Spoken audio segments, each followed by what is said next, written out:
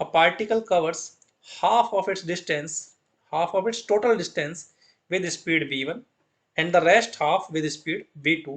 Its average speed during the complete journey कितनी होगी, हमारे पास पूछा हुआ है। इस तरह के क्वेश्चन अपन ऑलरेडी पार्ट 1 में भी कर चुके हैं इस वीडियो के।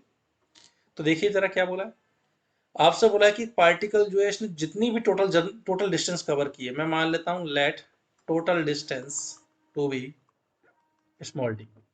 अब टोटल डिस्टेंस जितनी भी कवर की है उसका फर्स्ट हाफ मतलब d/2 ये कवर किया है स्पीड कांस्टेंट स्पीड v1 से एंड रिमेनिंग हाफ कवर किया है कांस्टेंट स्पीड v2 से।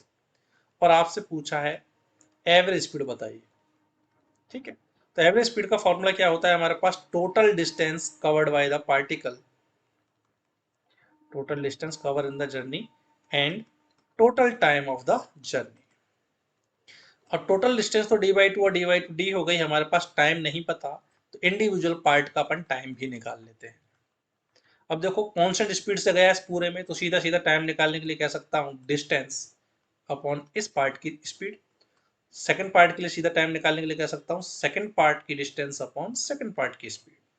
तो यहां से टोटल टाइम ऑफ जर्नी कितना हो गया, t1 प्लस t2। सॉल्व करते हैं यहां से, तो ये हो गई वैल्यू d/2 कॉमन ले लिया, 1/v1 प्लस 1/v2, डी से डी कैंसिल, 2 ऊपर चला जाएगा, नीचे एलसीएम आ गया v1 v2, v2 plus v1। तो यहाँ से एवरेज स्पीड की वैल्यू आ गई 2v1 v2 अपॉन में v2 plus v1।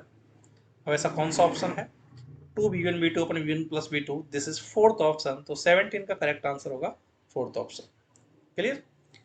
Next question.